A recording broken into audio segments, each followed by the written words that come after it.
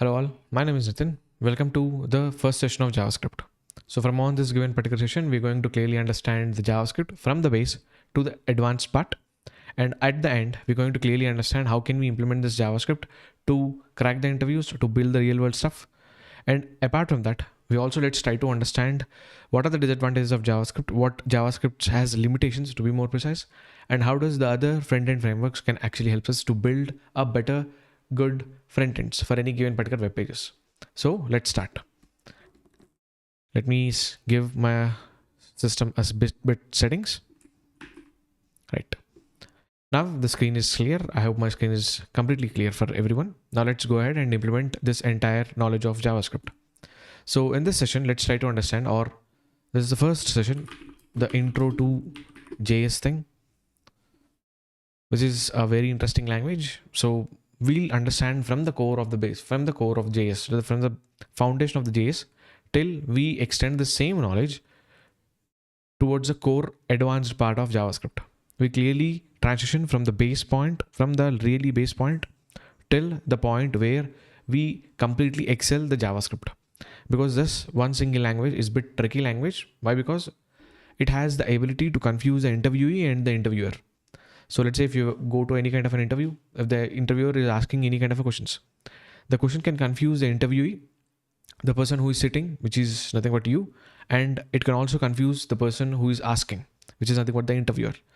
So I'll make sure in this entire journey of JavaScript, this entire sessions would be in the slot of, or would be in the format of, in a easy thing to understand this complex implementations of JavaScript. So let's start. Coming to the first things first, let's try to have some kind of an introduction to this respective thing known as JavaScript. Now, let's see why this JavaScript is so special and what can we achieve with it. For example, like what are the other technologies that play well with this JavaScript in hand-to-hand combat. Now, first definition, what is JavaScript? First, let's try to understand this given particular thing known as what is JavaScript. So it is, or else let me say it is initially created to make web pages live. So the primary motivation on creating this respective JavaScript is to create a live web page. So what is meant by live web page? I'll come to that given particular point of live web page in few sessions. Now, the actual intention to build this programming language, to create this programming language, is to create beautiful, lively web pages altogether. Now, the programs specifically, let me write it, this thing, the programs in this language are called scripts. Why they are programs written in the language of JavaScript are called as scripts? Because they can be written right in a web page HTML, and run in the browser, or instead of browser, run in the same file, to be more precise. That is why what are things that are being written inside the language of JavaScript specifically is actually called as scripts. Because in a given particular HTML page, we can directly go there and we can directly implement the JavaScript code and it successfully works. That's why whatever programs that we write in this language are actually known as scripts altogether. Now coming back to this another thing where the scripts or the programs that we are going to write in this JavaScript are provided and executed as a plain text, as this JS stands for JavaScript, right? This is an interesting reason why it is called JavaScript. At this point of time, we are focusing on why or what is meant by script. We're going to clearly understand why Java has been attached as a name to this respective language in few minutes. But the second reason why these programs are actually called as script, because these scripts or the programs that we have written in the language, or that are written in the language of JavaScript specifically, are provided and executed as a plain text. In any other programming language, the syntax is being decoded and is being converted into various other forms, but here it is not the case. where here the JavaScript initially when created has the ability to execute in a plain English format, plain normal text format. That's why this script word has been attached. And third important thing is they actually don't need special, I'll say, yeah, special preparation or compilation to run. This is a advantage of JavaScript, because in any given particular programming language, let's say there is some language, let me write it like this. So we have some simple program which is written inside some language. Let's assume that this is a program. This entire thing is actually known as program. If we want the program to be executed by the computer, we let this entire program give to our operating system, which is nothing but our CPU, where in the CPU, this entire program will be converted into normal format, into instructions where computer can understand, and then computer can execute the thing, execute the action. So this is the entire process. So for any given particular language, we have this conversion process specifically, but here for JavaScript specifically, we don't require any kind of a special preparation or compilation to run. That's an added advantage of this given particular JavaScript. So the fundamental use of this given particular JavaScript, or the basic reason why people have created JavaScript, is to create web pages or live web pages altogether. And the programs that we write in this specific language are known as scripts, and this is the reason. These are two our basic reasons of why we call it known as scripts. Now specifically this thing, okay, we have got the justification for this word known as script, but what about this simple thing known as in Java?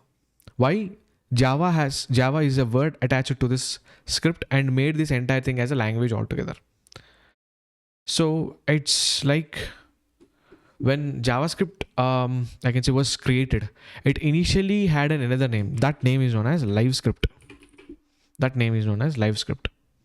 The initial name of JavaScript is actually known as LiveScript. But at that point of time, Java was super powerful. Like at that point of time when this JavaScript has been born or just created, Java was the booming language around the tech fields. Okay, so at that given point of time, people thought of like, okay, LiveScript is a new popular language that has been emerged, but Java was very popular at the time. So in order to position in the market, they have utilized the word known as Java. Initially, at the first phase or version V1 of LiveScript, they thought, or the person who created this program thought, okay, my new programming language known as LiveScript is also going to follow the same path as Java. So this LiveScript language will be an younger brother to Java, because Java at that point of time, as I've told you, it's very aggressive in implementation part. Many companies are going behind Java and implementing to create different softwares and games. So the LiveScript person, the person who created this programming language, also thought of like his language, LiveScript, will also be following the same path of Java. So there and then itself, they have changed this respect to name to something known as JavaScript.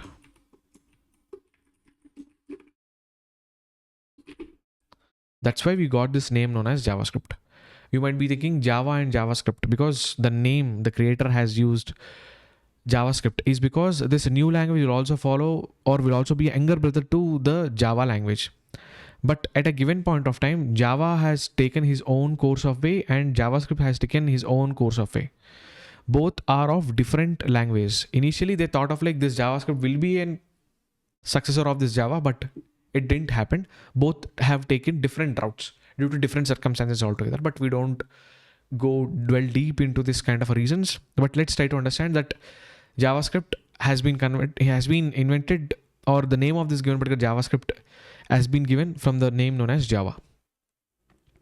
But as this time goes on, this JavaScript has emerged independently, like a full independent language with own its specifications, called known as ECMAScript. ECMAScript. So Once JavaScript got the ability to be a fully independent language, it followed its own, I can say, specifications, the versions called named with ECMA thing altogether. So what is this ECMA and kind of thing? We're going to discuss at some other point of time, but this would not be that important. Now, what is today's status of JavaScript? Where JavaScript cannot, or JavaScript can execute not only in, I can say, not only in browsers, it can execute in any machine. I can say in any machine where the machine is capable of executing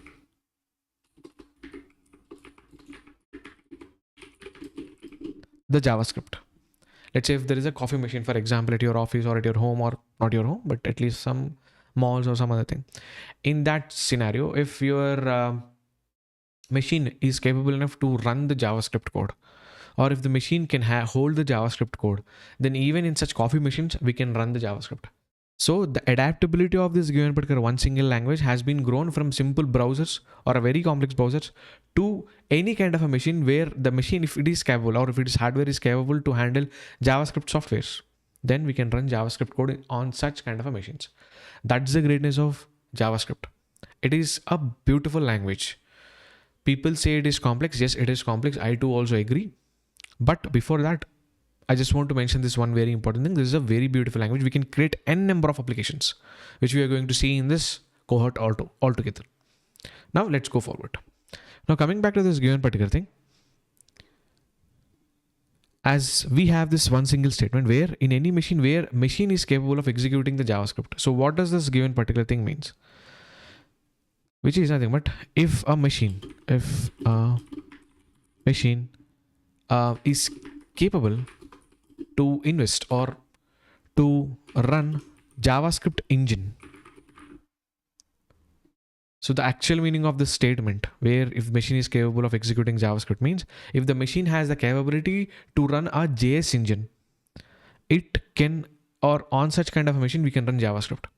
So it is only that we need to check the compatibility of JS engine with that respect to machine. If that machine has the capability to run this JS engine, it's very simple. Now coming to this important thing, what is meant by this given particular JavaScript engine? It's a very, very huge topic at this given point of time, but trust me, I'm going to do some separate video on explaining how complex the browser is, how complex the things actually work behind the browser or under the hood of the browser. But now coming back to this given particular thing, I'll give what are the examples of these respective JS engines altogether. So one very important thing we need to understand is browsers, or let's take this classic example known as browsers. Yeah. So the browser has an embedded engine where sometimes it is called as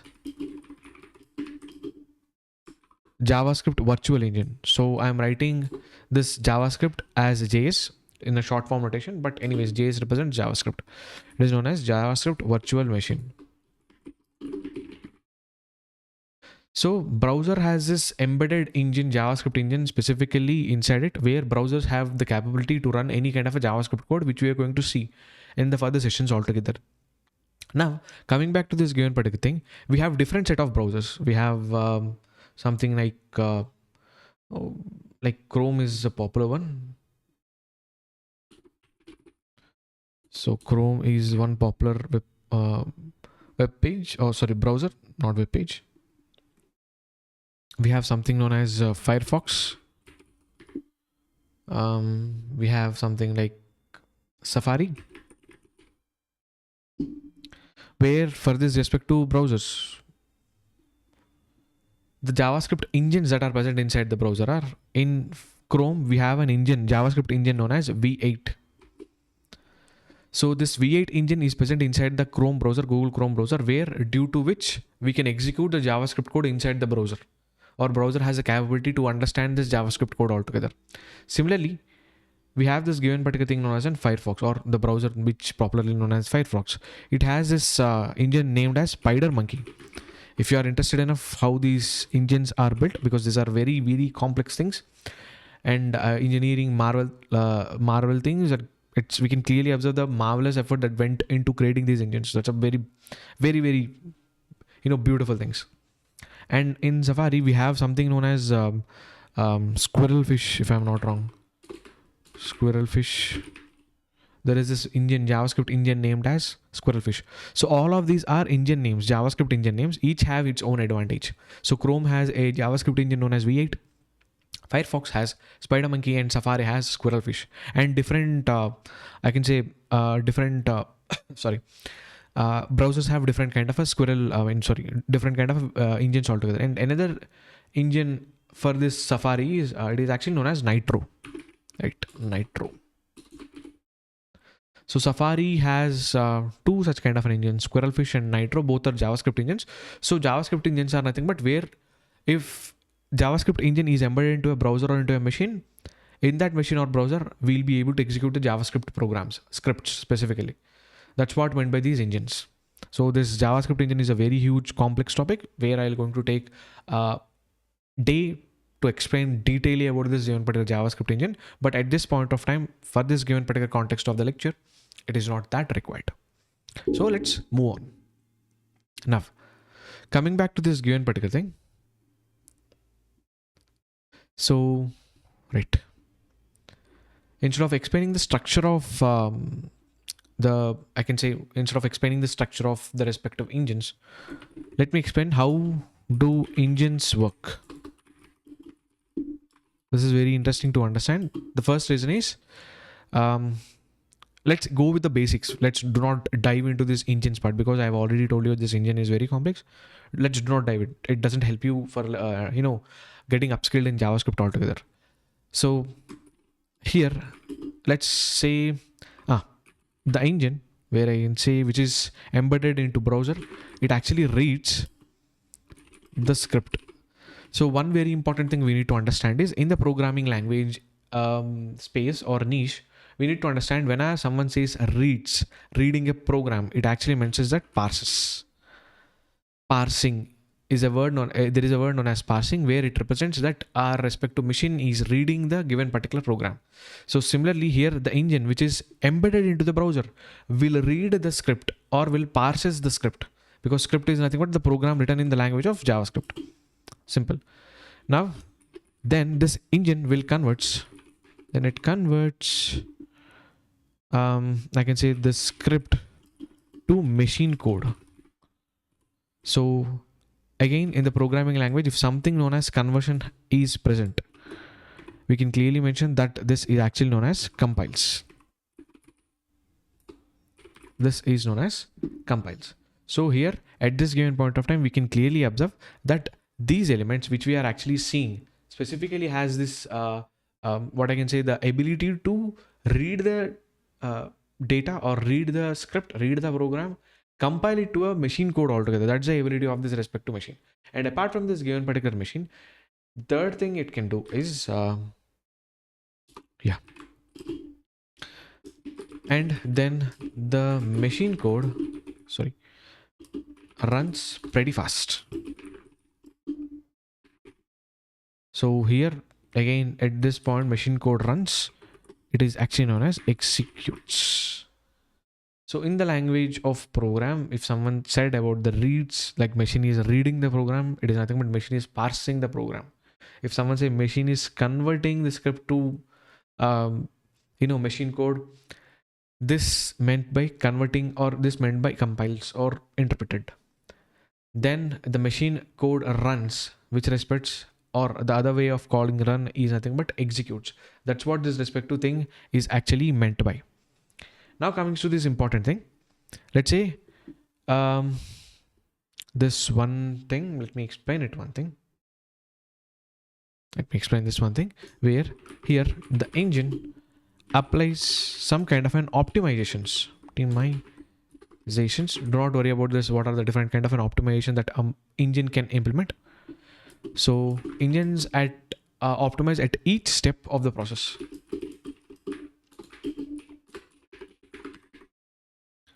So what exactly this engine do is it watches clearly.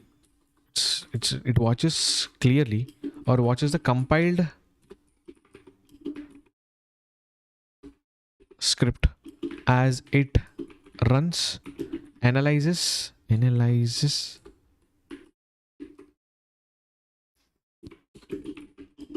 the data that flows through it. That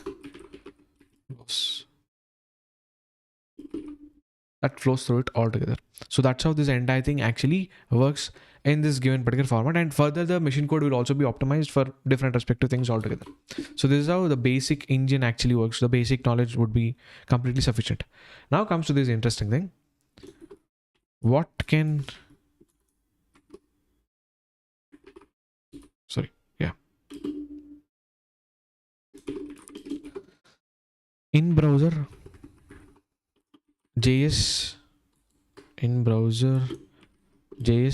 do, because at this point of time we are not worried about the JavaScript outside the browser, because this is entire front end thing. In front end, browser is the one thing that we concern about. Browser can be running in on any machine, iPhone, iPad, tablet, or any such kind of a machine. We are only focused on understanding about how does this browsers or JavaScript interact with the browsers. That's our only concern. We don't be concerned with any other thing where JavaScript running on some coffee machine, some running on some different kind of a situation or setup altogether. So we refine our entire knowledge or this entire focus to this in-browser JavaScript. How does browser actually interact with JavaScript? How does browser uses this JavaScript to make the web page alive? That's our only thing. So before that, let's try to understand what does this in-browser JavaScript that can actually do. So I can say modern JavaScript, specifically modern JavaScript is a safe programming language.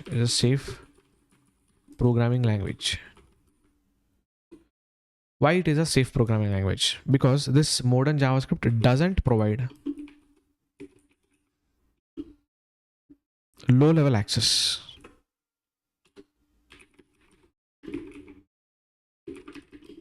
to memory or the CPU. This is the first advantage, that JavaScript doesn't allow any of its given particular program to be accessed to the low level memory part of any kind of a computer. That's the first important thing. Because why this feature has been included in the JavaScript is initially this respect to JavaScript language has been created for browsers, where this language should be refined to browsers. It should not go beyond browsers, and it should not go to the user's computer altogether. That's why we have restricted, or the people have restricted this thing only for browsers. That's why modern JavaScript doesn't worry or doesn't need to be working with this low level access to the memory or this respective CPU altogether. Now, another important thing is JS capabilities. I can say, JS capabilities greatly depend on environment it's running in. This is fundamentally important point. So where the JS code is running, whether it is running inside the browser, inside the coffee machine, inside any kind of an other environment, depending upon that environment, this respect to JS capabilities will vary. For instance, there is this web page or there is a software known as Node.js, or it's not a kind of, it's kind of a software where this is also an environment where we can run JavaScript. So this environment Node.js will support,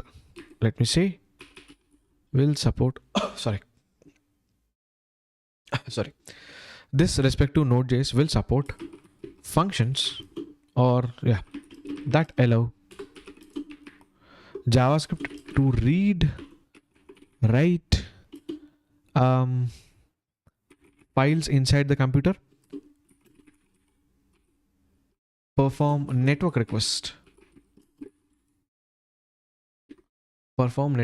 altogether. So this is the thing that it can actually do it. Where here the Node.js is on such an environment like browsers. We're going to learn this part at backend, but at this point of time, we are not worried about this Node.js. This Node.js. So to give a brief, as we have said, in browser JavaScript cannot access the memory or the CPU. But if we have JavaScript running in this environment known as Node.js.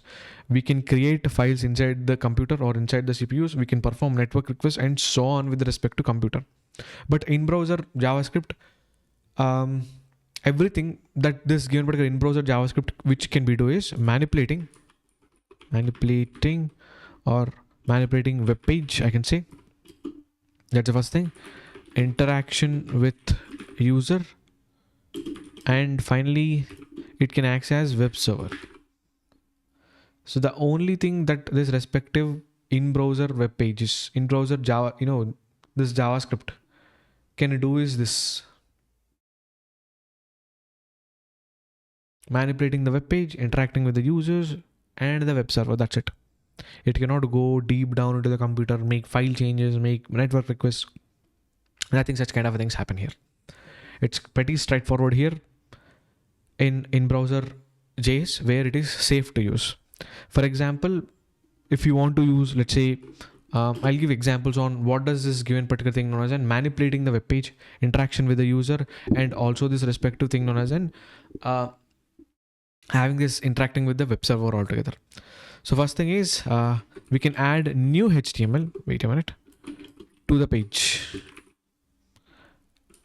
We can change the existing one. Existing content of this given particular thing, and modify the styles. This is the first thing that in-browser JavaScript can do. Second thing is it can help us to react users action run on mouse clicks. It can run on using pointer movements. Anything that can happen on the browser, we can do it. Third thing it is capable of doing it can send request over network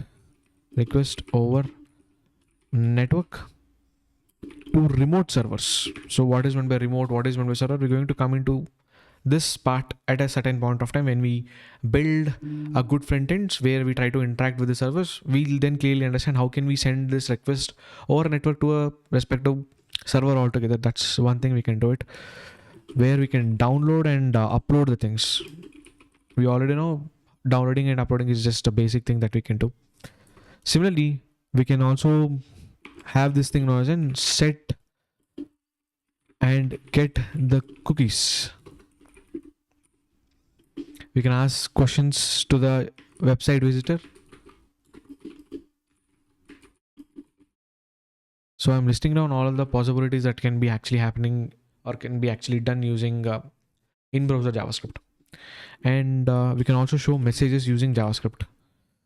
Finally, we can say using this respect to in-browser JavaScript, we can remember the data on client side.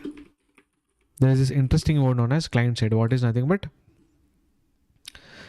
we all, when you are using any kind of an applications, when you are opening any kind of a browser, the interface that we are actually seeing on the screen of mobile or laptop, that represents client side. Client side is nothing but our side, where users will be using that side to do any such kind of an actions. Let's say if I'm currently using Google Chrome, if I want to go to any kind of a web page, I'll go to Google Chrome, I'll just type something, I'll just randomly get into that thing. So how does this thing actually is actually happening? It's very simple, because on the front end or using this in-browser JavaScript, specifically the JavaScript that is running inside the browser, we remember the data on the client side altogether. So these are the respective things that we can do using in-browser JavaScript. But we also have this, should have this list of things what we cannot do. What we can't do in browser. What in browser, okay, let me take it like this.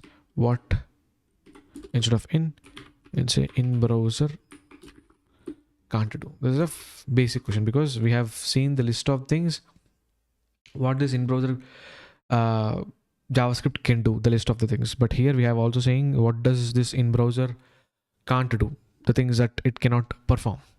So one very important thing we need to understand is JavaScript ability inside the respective browser is very limited, because in order to protect the user safety, they have reduced this limitation. They have kept the limitations for the respective JavaScript thing. Similarly,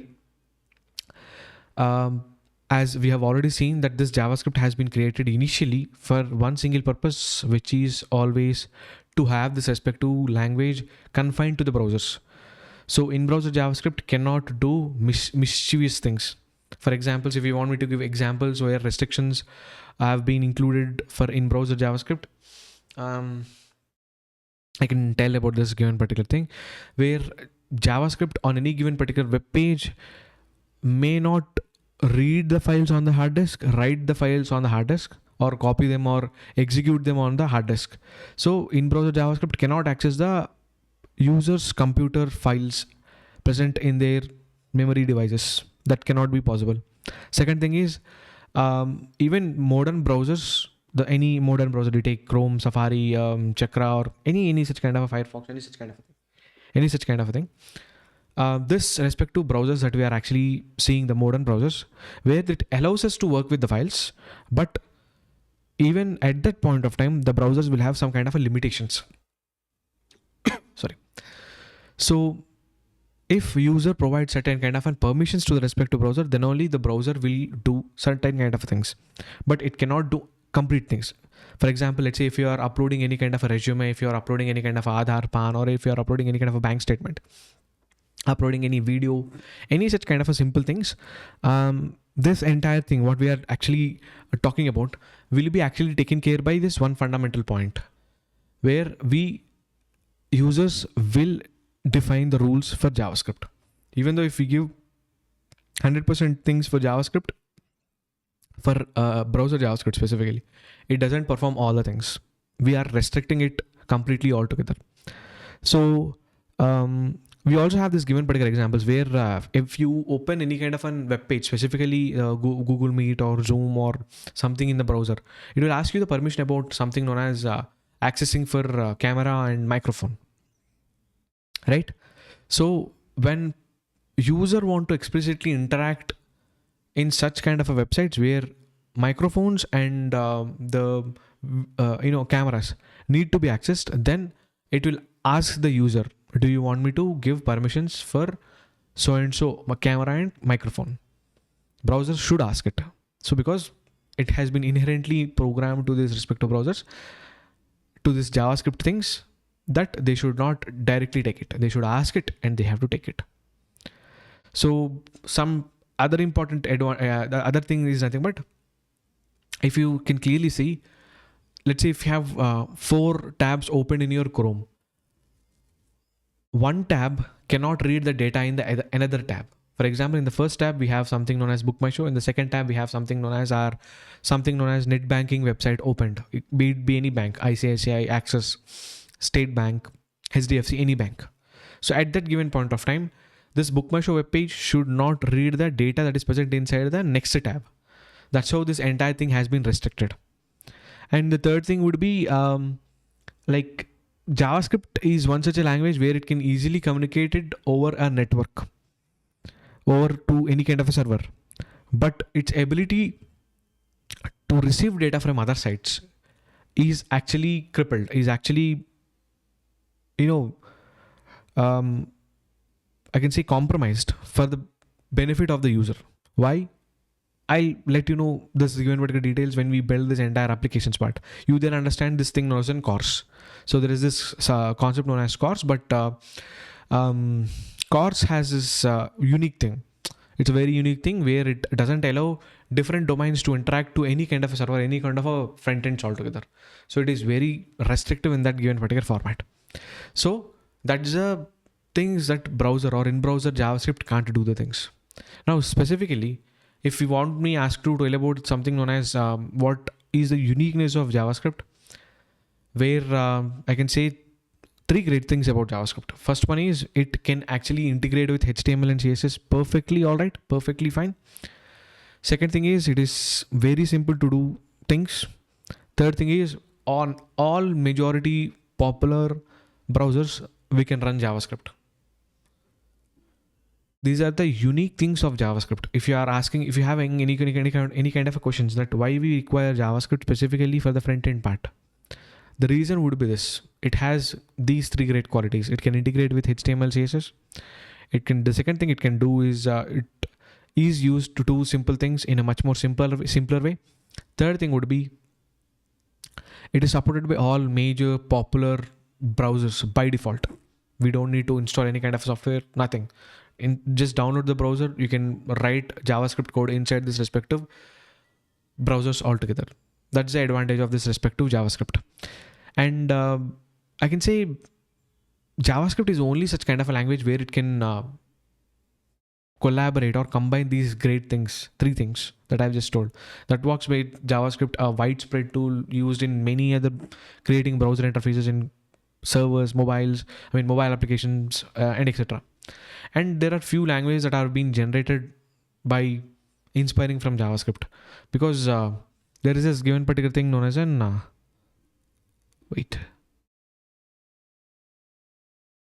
we have this respect to JavaScript, where initially it is called as LiveScript, and we have got this given particular JavaScript altogether. Now coming to this one very important thing, from JavaScript people also have inspired. Initially the person who created JavaScript inspired from Java, created JavaScript. He tried to do it, but it grown into a fully independent language, so it has taken its own path. Java has its own path, so both are divergent, not convergent in their path. Similarly, few languages that are actually present which are inspired from JavaScript, which are known as CoffeeScript. There is this thing known as an TypeScript, which is very useful when building complex applications. We're going to understand this TypeScript also when we are building the applications. We have something known as Dart, because using Dart we can actually create applications, mobile applications. So the Dart is another programming language. Dart, D-A-R-T, is another programming language that is exactly being used to, I can say, to create Flutter applications or applications using Flutter, mobile applications, cross-platform applications, where when you create such kind of an applications, the mobile application can work either on both the front-end, not front-end, in the Android and the Mac operating systems altogether. We have Kotlin. So Kotlin is also been inspired from this given particular JavaScript. And there is this term Python or something. Python is a transpiler, Python transpiler. So that was inspired by this given particular JavaScript altogether. So this is how this entire JavaScript has been evolved in these respective years, and different internal things that helps us this given particular JavaScript, and different unique things that are exactly present, making this JavaScript a viable or not, a very great programming language to learn and to implement, to build the things. Finally, I have this one thing to conclude before concluding, which is nothing but this ECMAScript. So yeah, as we have seen that initially people or the person who created this JavaScript, he created this entire language in 10 days. In just 10 days. The person who created this JavaScript created this entire first version of JavaScript, which is known as LiveScript, in 10 days. But what happened is, at this given point of time, people thought, or once this LiveScript made this web page live, different companies started taking this LiveScript, as this is an open source at that given point of time. People from different companies taken this LiveScript and started converting it as their own language. For example, Microsoft has one type of JavaScript. Facebook has another kind of JavaScript. Amazon has another kind of JavaScript. So these three JavaScripts doesn't have any kind of a common base. Each company has its own rules. That's why they have started this given particular thing known as an ECMA standard or ECMAScript, where this is one such kind of a board where any kind of a JavaScript, currently in this course or currently we will be learning the point of ES6 version, ES6 Java version. It's ES6. So the JavaScript version currently being used is ES6 version. So this version of JavaScript is completely taken by ECMAScript. So what is this given particular ECMA? We're going to see this the positioning of this given particular ECMA at some point of time. So we have this different kind of an ECMAScript specifications. The famous one would be something known as ECMA 262, if I'm not wrong, 262 specifications. You can search for this thing in Google. Specifications. where this specification will contain the in-depth or most detailed and formalized information about JavaScript. This specification will define the language, what are the syntax of this given particular JavaScript, how it is being implemented internally, and details will be present inside this thing. I think every 2 years or 3 years, they'll give new specifications altogether. So that would be the given particular thing. So if you want to read about this respect to JavaScript, we have multiple specifications that are there. And there is this full form of this, ECMA. I think it is known as, I think I don't remember the name of this given particular ECMA at this point of time, but so this ECMAScript is a board where it controls this JavaScript thing. Like what is the Java, what syntax in the JavaScript should be present, what should not be present, what should be deprecated, what should be included as a new feature inside the given particular language. Entire things are actually being implemented using this, based on this one simple thing known as in this specific schema altogether.